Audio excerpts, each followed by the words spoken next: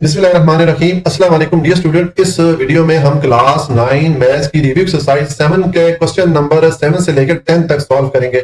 अब question number 7 है, an airplane needs to fly from city A to coordinate this to city B and coordinate this.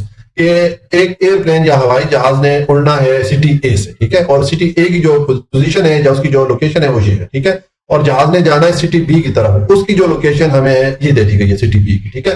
ये दोनों cities या दोनों शहरों की लोकेशन हमारे पास आ गई है, ठीक है, 2 पॉइंट हमारे पास आ गए। Calculate the straight line distance between these two cities. तो इन दोनों शहरों के दरमियान हमने जो स्ट्रेट लाइन है या सीधा जो डिस्टेंस है वो हमने मालूम करना है। तो हमारे पास ये 2 पॉइंट है और हमने इनका डिस्टेंस मालूम करना है, तो आप इन दोनों पॉइंट के लिए डिस्टेंस का फॉर्मूला पुट कर दें, ठीक है। पहले मैंने ये दोनों पॉइंट लिख दिए, ये सिटी ए के लिए पॉइंट था, ये सिटी बी का पॉइंट था। इन दोनों का डिस्टेंस का फार्मूला मैंने पुट किया। अब x2 x1 y2 y1 की वैल्यूज पुट करनी है आपने। तो पहले वाले पॉइंट की पहली वाली वैल्यू x1 की इक्वल होती है, दूसरी वाली वैल्यू y1 की इक्वल होती है, और दूसरे वाले पॉइंट की पहली वाली वैल्यू x2 की इक्वल होती है, दूसरी वाली वैल्यू y2 की इक्वल होती है। तो आपने इस तरतीब से यहाँ पर ये वैल्यूज पुट कर लेनी है। अब इनको आप सिंप्लीफाई करें, 12 में से 8 माइनस करें तो 4 आएगा, लेकिन साइन आएगा बड़ी वैल्यू का। 12 के साथ माइनस का साइन था और 12 8 से बड़ा है, तो यहाँ पर मैंने माइनस का साइन पुट कर दिया, और ये -4 और -5 -9 हो जाएगा। अब आप स्केयर ले लें दोनों वैल्यूज का, -4 का स्केयर लें प्लस 16 आएगा, -8 का स्केयर लें प्लस 81 हो जाएगा। 16 प्लस 81 दोनों को ऐड करें तो ये √97 आ जाएगा। अब आप कैलकुलेटर से √97 यानी कि 97 का आप स्क्वायर रूट लेंगे तो आपके पास ये वैल्यू आ जाएगी, ठीक है। मैंने डेसिमल पॉइंट के बाद 3 डिजिट लिख दिया, उसके बाद काफी सारे डिजिट आपके पास कैलकुलेटर पे आ रहे होंगे, वो आपने छोड़ देने हैं। हमने ये राउंड ऑफ कर दिया, ठीक है। हमने बस ये 3 डिजिट लिख लेने हैं। अब हम इसको राउंड ऑफ करते हैं। डेसिमल पॉइंट के बाद 2 डिजिट तक हमने लिखना है, तीसरा डिजिट हमने राउंड ऑफ करना है। तो जिस डिजिट को आपने राउंड ऑफ करना होता है, अगर उसकी वैल्यू 5 या 5 से बड़ी हो तो पिछले डिजिट में आप 1 ऐड कर लेते हैं। तो यहाँ पर देखें 8 है जो कि 5 से बड़ा है, तो पिछले डिजिट में 1 को ऐड कर लेंगे, तो ये 5 कर लेंगे, ठीक है। तो ये हमारे पास डिस्टेंस की वैल्यू आ गई। और यहाँ पर देखिए मैंने अप्रोक्सीमेट का साइन यूज किया, इक्वल की जगह मैंने अप्रोक्सीमेट का साइन यूज किया क्योंकि इसको हमने राउंड ऑफ कर लिया, ठीक है। तो ये हमारा जो क्वेश्चन नंबर 7 है ये कंप्लीट हो जाता है। और उसके बाद आ जाए जी क्वेश्चन नंबर 8 है कि इन अ लैंडस्केपिंग प्रोजेक्ट। लैंडस्केपिंग प्रोजेक्ट क्या होता है? जैसे कि किसी पार्क में कोई सीनरी वगैरह बना रहे हो, ठीक है, घास लगा रहे हैं, उसमें छोटे छोटे रास्ते बना रहे हो, ठीक है, तो इस किस्म के प्रोजेक्ट को लैंडस्केपिंग प्रोजेक्ट कहते हैं, ठीक है। ये जो डिजाइनिंग की जाती है किसी भी पार्क में या कोई भी इस तरह कोई तफरीह मुकाम है, यहाँ पर कोई डिजाइनिंग वगैरह करते हैं, उसको लैंडस्केपिंग कहते हैं, ठीक है। तो एक लैंडस्केपिंग प्रोजेक्ट है, the path start at point this and end at point this. तो वो जो लैंडस्केपिंग प्रोजेक्ट है उस प्रोजेक्ट में एक रास्ता है जो कि इस पॉइंट से स्टार्ट हो रहा है और इस पॉइंट पे खत्म हो रहा है। Find the mid point. हमने इन दोनों पॉइंट के लिए मिड पॉइंट मालूम करना है। तो ये हमारा स्टार्टिंग पॉइंट है, ये हमारा एंडिंग पॉइंट है, ये 2 पॉइंट है। अब इनका मिड पॉइंट मालूम करना है, तो आपने मिड पॉइंट का फॉर्मूला पुट कर लेना है। अब आप x1 x2 y1 y2 की वैल्यूज पुट करेंगे, तो पहले वाले पॉइंट की पहली वाली वैल्यू x1 की इक्वल होगी, दूसरी वाली वैल्यू y1 की इक्वल हो जाएगी, और दूसरे वाले पॉइंट की पहली वाली वैल्यू x2 की इक्वल होगी, दूसरी वाली वैल्यू y2 की इक्वल होगी। तो यहाँ पर मैंने इस तरतीब से वैल्यूज पुट की। अब इसको आप सिंप्लीफाई करें, 2 + 10 10 हो जाएगा, डिवाइडेड बाय ये वाला 2 आ गया, 3 + 7 10 हो गया, डिवाइडेड बाय 2 आ गया, ठीक है। तो 12 को 2 से डिवाइड करें 6 आएगा, 10 को 2 से डिवाइड करें 5 आएगा। तो ये हमारे पास मिड पॉइंट की वैल्यू आ गई है इन दोनों पॉइंट्स के लिए, ठीक है। ये हमारा क्वेश्चन नंबर 8 कंप्लीट हो जाता है। और फिर आ जाए जी क्वेश्चन नंबर 9 है कि a drone is flying from point this two point this on the grid. के एक ड्रोन जो है वो उड़ रहा है, उसका जो स्टार्टिंग पॉइंट है ये वाला है और एंडिंग पॉइंट ये वाला है। इस पॉइंट से लेके इस पॉइंट तक वो ड्रोन उड़ा, ठीक है। Calculate the gradient of the line along with the drone is flying and the total distance travelled. तो हमने 2 चीज मालूम करनी है। एक तो हमने इन दोनों पॉइंट के लिए स्लोप की वैल्यू मालूम करनी है, ग्रेडियंट या स्लोप का मतलब एक ही होता है, ठीक है। और दूसरा हमने इन दोनों पॉइंट के दरमियान डिस्टेंस की वैल्यू मालूम करनी है, ठीक है। तो इसका सोल्यूशन है, मैंने दोनों पॉइंट लिखे। अब पहले हम स्लोप की वैल्यू मालूम करते हैं। मैंने यहाँ पर ग्रेडियंट लिख दिया, आप स्लोप भी लिख सकते हैं, ठीक है, इसको हम एम के को लगते होते हैं। अब हमारे पास 2 पॉइंट है और हमने ग्रेडियंट की वैल्यू या स्लोप की वैल्यू मालूम करनी है, तो हम ये 2 पॉइंट स्लोप वाला फार्मूला पुट करेंगे, ठीक है। ये मैंने 2 पॉइंट स्लोप फॉर्म वाला फार्मूला पुट कर लिया। अब यहाँ पर y2 y1 x2 x1 की वैल्यू पुट करनी है। तो पहले वाले पॉइंट की पहली वाली वैल्यू x1 की इक्वल होती है, दूसरी वाली वैल्यू y1 की इक्वल होती है, और दूसरे वाले पॉइंट की पहली वाली वैल्यू x2 की इक्वल होती है, दूसरी वाली वैल्यू y2 की इक्वल होती है, ठीक है। तो ये वैल्यूज यहाँ पर आप पुट कर लें। अब 15 - 3 करेंगे 12 आ जाएगा, 10 - 2 करेंगे 8 हो जाएगा। ये दोनों वैल्यूज अब 4 के टेबल से डिवाइड हो सकती है। 4 12 पे डिवाइड होगा 3 टाइम और 8 पे 4 डिवाइड होगा 2 टाइम। तो ये हमारे पास स्लोप की वैल्यू आ गई। अब हम डिस्टेंस मालूम करते हैं दोनों पॉइंट का। तो ये मैंने दोनों पॉइंट के लिए डिस्टेंस का फॉर्मूला पुट कर लिया। अब यहाँ पर x2 x1 y2 y1 की उसी तरीके से आप वैल्यूज पुट करेंगे जिस तरह आपको मैंने यहाँ पर बताया, ठीक है।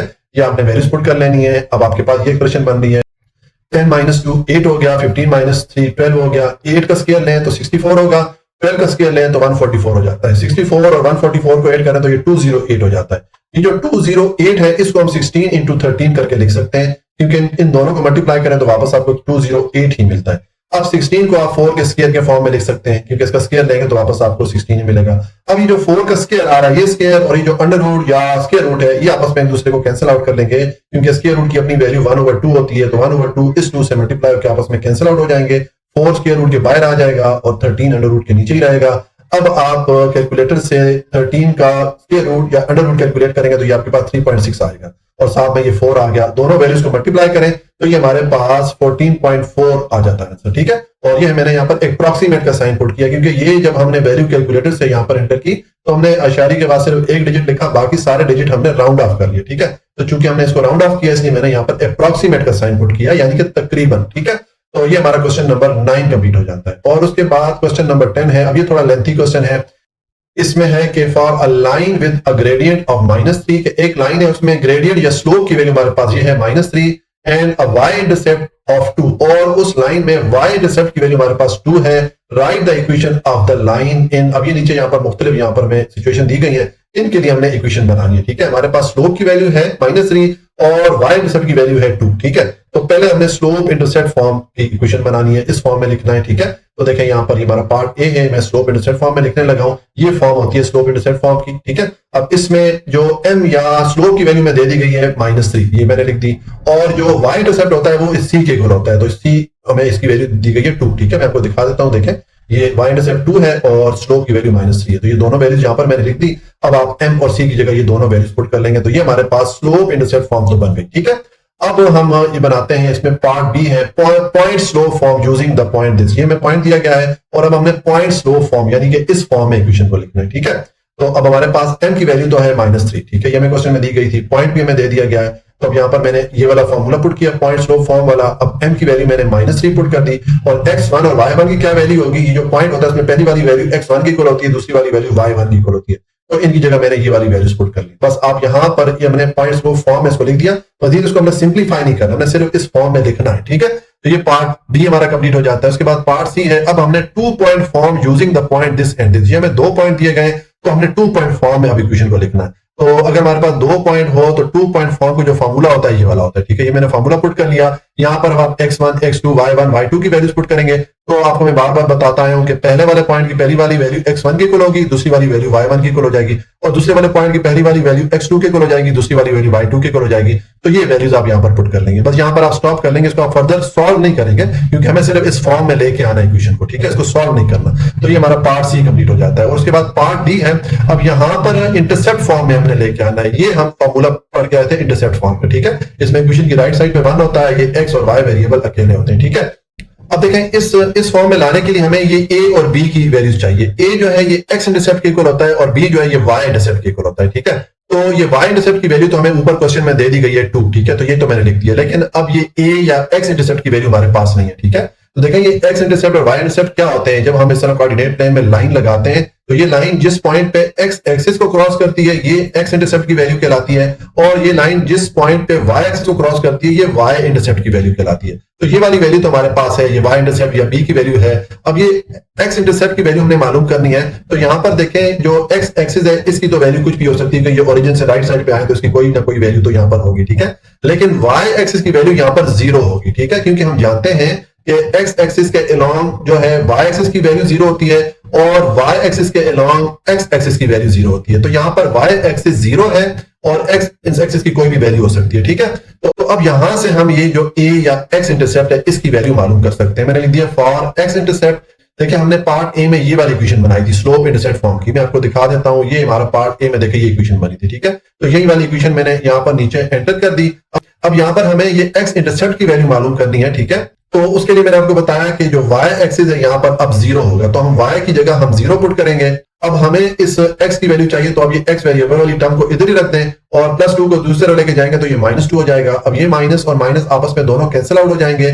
x को हम एक तरफ रखेंगे, 3 को दूसरी तरफ लेके जाएंगे तो 3:2 पे डिवाइड हो जाएगा। तो ये हमारे पास x इंटरसेप्ट की वैल्यू आ गई है और ये y इंटरसेप्ट की वैल्यू हमारे पास ऑलरेडी थी। तो इसका मतलब है अब a की जगह हम ये x इंटरसेप्ट की वैल्यू ये वाली पुट करेंगे और b की जगह हम ये y इंटरसेप्ट की वैल्यू 2 पुट कर देंगे। ठीक है, तो मैंने ये पहले इंटरसेप्ट फॉर्म का यहाँ पे फॉर्मूला पुट किया। अब आप a और b की जगह इनकी वैल्यूज पुट कर लें तो ये हमारे पास इंटरसेप्ट फॉर्म में इक्वेशन आ गई। ठीक है, ये हमारा पार्ट क्या था, ये डी कंप्लीट हो गया। और उसके बाद पार्ट ई है, अब हमें सिमेट्रिक फॉर्म में लेके आना है। तो सिमेट्रिक फॉर्म का ये वाला फॉर्मूला है। ठीक है, सिमेट्रिक फॉर्म का आई थिंक हमने कोई क्वेश्चन सॉल्व नहीं किया था, बारह इसका फॉर्मूला अब याद रखना ये वाला है। ठीक है, अब इस फॉर्म को हम किस तरह लेके आ सकते हैं, ये कॉस अल्फा और साइन अल्फा के फार्मूला से। ठीक है, ये मैंने नीचे फार्मूला इनके लिखे हैं, ये वाले आपको इक्वेशन याद रखना पड़ेगी इस फॉर्म में लाने के लिए। ठीक है, ये मैंने यहाँ पर इस फार्मूला को लिखा। अब यहाँ पर हमें ये ए, बी और सी इनकी वैल्यूज चाहिए। तो देखें, ये जो पार्ट ए में हमने स्लोप इंटरसेप्ट फॉर्म में इक्वेशन लिखी थी वो मैंने यहाँ पर लिख दी, इसको मैंने रीअरेंज कर दिया। ये दोनों जो वैल्यूज है इनको मैं इक्वेशन की इस तरफ ले आया हूँ। तो -3x + 3x हो जाएगा, साथ में +y आ गया और ये +2 इधर आएगा तो -2 हो जाएगा। तो ये हमने जो पार्ट ए में जो हमने इक्वेशन लिखी थी उसको हमने इस फॉर्म में लिख दिया, यानी कि सारी वैल्यूज हम एक तरफ ले आए हैं। और नीचे मैंने इक्वेशन की जो स्टैंडर्ड फॉर्म होती है ये लिख दी।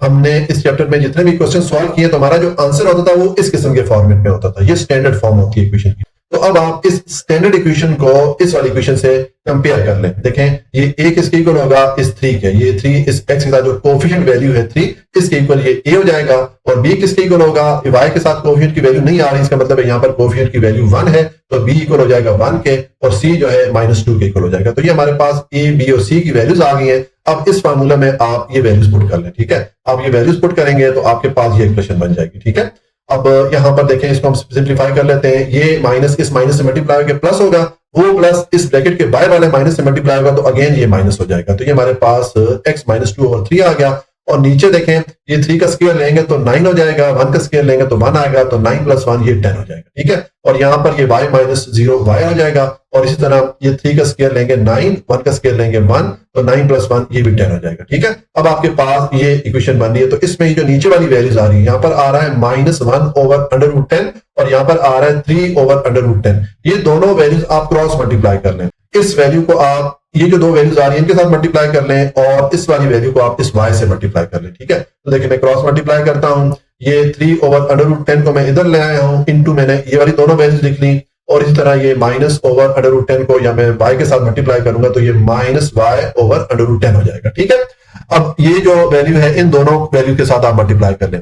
3/√10 x से मल्टीप्लाई होगा तो ये 3x/√10 हो जाएगा। और ये 3/√10 इंटू मैंने ये वाली वैल्यू लिख दी। तो अब ये 3 और ये 3 आपस में एक दूसरे को कैंसिल आउट कर लेंगे तो यहाँ पर हमारे पास 2/√10 रह जाएगा। ठीक है, बाकी ये वाली वैल्यू और ये वाली वैल्यू तो मैंने एज इट इज नीचे लिख दी। ठीक है, अब आप ऐसा करें कि जो ये y वेरिएबल वाली टर्म है इसको ले आए इधर x वेरिएबल वाली टर्म की तरफ। ठीक है, तो ये माइनस से प्लस हो जाएगी और ये जो कांस्टेंट वैल्यू है इसको इक्वेशन की दूसरी तरफ ले जाएंगे तो ये भी माइनस से प्लस हो जाएगी। तो ये हमारे पास सिमेट्रिक फॉर्म आ जाती है। ठीक है, ये हमारा जो पार्ट ई है ये कंप्लीट हो जाता है। और उसके बाद आ जाए ये पार्ट एफ है। अब यहाँ पर हमें नॉर्मल फॉर्म में इक्वेशन को लेके आना, यानी कि इस फॉर्म में। तो यहाँ पर एक तो हमें पी की वैल्यू चाहिए, एक हमें ये अल्फा की वैल्यू चाहिए होती है। पी की वैल्यू हम जानते हैं कि ये फॉर्मूला यूज करते हैं पी की वैल्यू मालूम करने के लिए। इसमें हमें अब ये ए, बी और सी ये वैल्यूज चाहिए होती हैं। तो इसके लिए भी देखिए, हमने पार्ट 1 में जो इक्वेशन स्लोप इंटरसेप्ट फॉर्म में लिखी थी उसको मैं नीचे ला के उसको मैंने रीअरेंज कर दिया, जिस तरह के मैंने पार्ट ई में रीअरेंज करके किया था। मैं आपको यहाँ पर दिखा लेता हूँ। देखें, जिस तरह यहाँ पर मैंने इक्वेशन को लिख के वापस इसको रीअरेंज कर दिया था, सारी वैल्यूज एक तरफ में ले आया था। तो यहाँ पर भी मैंने वो जो स्लोप इंटरसेप्ट फॉर्म में इक्वेशन हमारे पास पार्ट ए में आ रही थी उसको मैंने रीअरेंज करके इस तरह लिख दिया। ठीक है, और नीचे मैंने जो इक्वेशन की स्टैंडर्ड फॉर्म होती है ये मैंने लिख दिया। तो अब इस स्टैंडर्ड फॉर्म के साथ इस इक्वेशन को कंपेयर कर लें। ठीक है, तो सेम जिस तरह के पार्ट ई में था, ये ए इक्वल होगा, ये जो कोएफिशिएंट वैल्यू आ रही है 3 इसके। ठीक है, और बी किसके इक्वल होगा, यहाँ पर कोएफिशिएंट की वैल्यू लिखी हुई नहीं है, y के साथ इसका मतलब है कोएफिशिएंट की वैल्यू 1 होगी। तो b इक्वल हो जाएगा 1 के, c इक्वल होगा -2 के। तो यहाँ पर मैंने c को इक्वल रख दिया -2 के। अब ये वैल्यूज यहाँ पर आप a, b, c की जगह पुट करेंगे तो ये आपके पास एक्सप्रेशन बनेगी। अब यहाँ पर आप ये -2 की एब्सोल्यूट वैल्यू लेंगे तो ये +2 हो जाएगा। किसी भी नेगेटिव वैल्यू की जब आप एब्सोल्यूट वैल्यू लेते हैं, यानी कि जब आप ये दो बार ये जो स्ट्रेट लाइन है इसको रिमूव करेंगे और इस -2 की एब्सोल्यूट वैल्यू लेंगे तो ये माइनस से प्लस हो जाएगा। ठीक है, और ये 3 का स्केयर लेंगे 9 हो जाएगा, 1 का स्केयर लेंगे 1 आ जाएगा, 9 + 1 करेंगे तो ये 10 आ गया। तो ये हमारे पास p की वैल्यू तो आ गई है 2/√10। अब हमें ये जो अल्फा था इसकी वैल्यू चाहिए। तो इसके लिए हम एक फार्मूला पढ़ के आए थे जब हम ये चैप्टर पढ़ रहे थे। ये हमने फार्मूला पढ़ा था m = 10 अल्फा।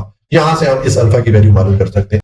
m की वैल्यू क्या है -3, ये हमें क्वेश्चन में दे दी गई थी, तो इसकी जगह मैंने -3 पुट कर लिया। अब अल्फा की वैल्यू चाहिए, अल्फा को आप इधर ही रख दें, tan को दूसरा लेके जाएंगे तो ये tan इनवर्स हो जाएगा, ठीक है। अब आप कैलकुलेटर से शिफ्ट का बटन दबाएं, फिर tan का बटन दबाएं, फिर -3 एंटर करें और इक्वल का साइन प्रेस करेंगे तो आपको ये वैल्यू मिल जाएगी। तो ये हमारे पास अल्फा की वैल्यू आ गई और ये हमारे पास p की वैल्यू आ गई थी। तो ये आपने नॉर्मल फॉर्म का फॉर्मूला पुट करना है और अल्फा की जगह आपने ये वाली वैल्यू पुट कर देनी है और p की जगह आपने ये वाली वैल्यू पुट कर देनी है, तो आपके पास ये इक्वेशन आ जाएगी नॉर्मल फॉर्म में, ठीक है।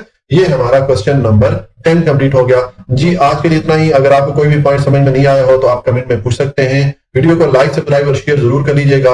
हमेशा खुश रहें, मुस्कुराते रहें। अल्लाह की अमान में।